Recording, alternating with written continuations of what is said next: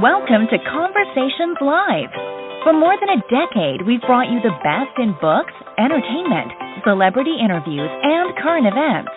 When the movers and shakers of the world have something to say to you, they say it to us first.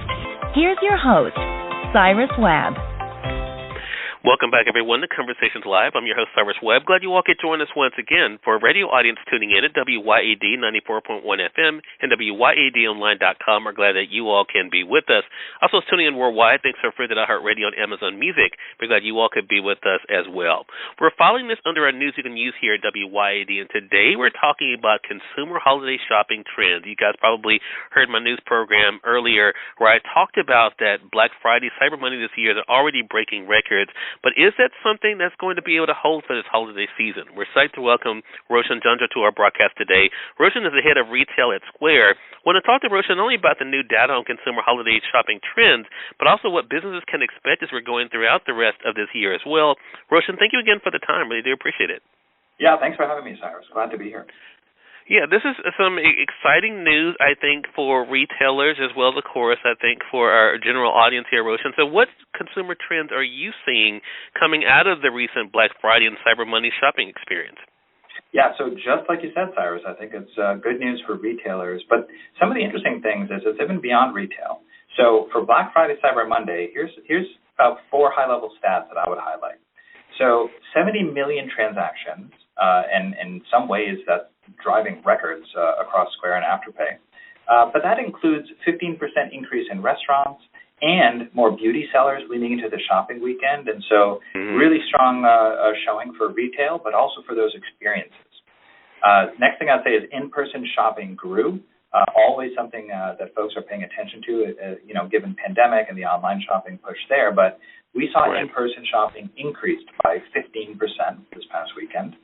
But online cart sizes we saw were 3.9 times higher than in person. So that reinforces the power of online and the need to sell across channels.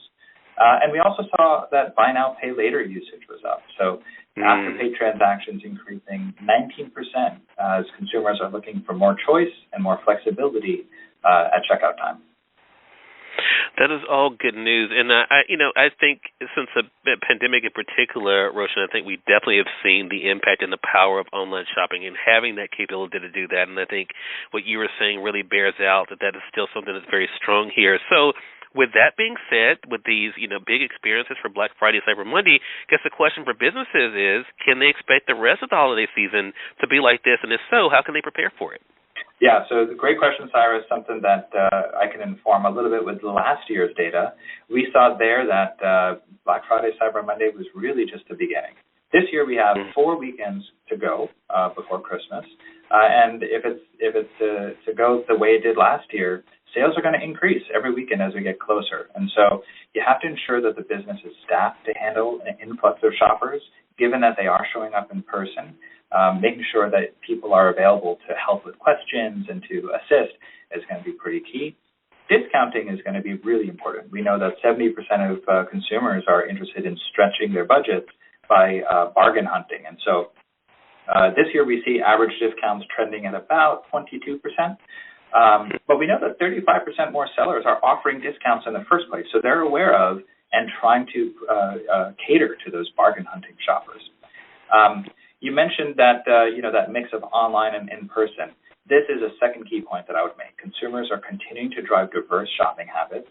They're shopping in person, online. That will continue. And so having an omni-channel strategy, ensuring flexible payment options like buy now, pay later, pre-orders are a powerful way to build excitement around your product. And I would also say subscriptions. We saw activated subscriptions growing 31%. So here's a great way to build recurring revenue and give a little bit more lasting of a gift. And then gift cards. Can't leave out gift cards. So 338,000 gift cards sold this past weekend.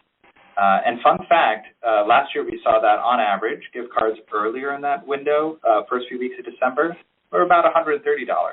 But then the closer you get to Christmas, peaking on December 21st, $223 loaded onto these gift cards. So that's some of that guilt buying and last-minute shopping.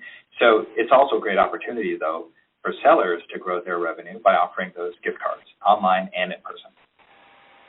Really great tips there, and things for us to keep in mind, Roshan, for sure. So I think some of our audience members, Roshan, though, to be honest with you, may be a little confused because some people talk about how things, are not going well. Of course, the numbers we could tell from everything from people spending money on travel as well as we were talking about shopping, definitely are on the rise.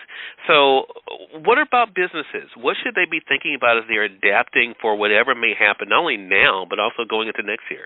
Yeah, Cyrus, I think you said the magic word, which is adapting. Information, and change in the world is, coming in all the time, and being prepared to adapt to it and change what's happening in your business is going to be key. So I would say that the tools to really help businesses adapt are going to be automation, and they're going to be using tooling, intelligent tooling to help them do these things. So inventory management will be key to make sure that not only are you not running out of stock when you need to sell something, but also you can see what's selling well, not selling so well, and pivot and adapt and change that. AI is increasingly important. We've been providing a lot of tooling from Square for our sellers to automate the manual labor, things that are tedious, like generating product descriptions and marketing emails. AI can help with that. And then omnichannel. So this idea of selling across various channels to grow your business's visibility, keeping that consistent, engaging with your shoppers. All of this is about ensuring you don't miss a sale by having integrated tools speak to each other. That's really just going to be key, so you can understand your business and adapt in real time. Roshan, great information for us. Really appreciate you joining us today. Where can our listeners go to find out more information? Yeah, so for more information on any of these stats that I've been discussing, the full report is on our website. It's square.com. You can also see information about all the different solutions we have for businesses of all shapes and sizes. We're also on the social channels, Instagram. You can find us there. We share a lot of updates about our business and data, just like this. Love it. Roshan, really appreciate the time, the great work you're doing there, head of retail at Square, and looking forward to speaking with you again. Sounds good. Likewise. Thanks, Cyrus. And we thank your audience for tuning in to another great segment of Conversations Live, again, part of our News You Can Use segment here at WYAD. Until next time, I'm your host, Cyrus Webb, saying as always, enjoy your day, enjoy your life, enjoy your world. Thank you all for choosing Conversations Live. Let's go make today amazing. Take care.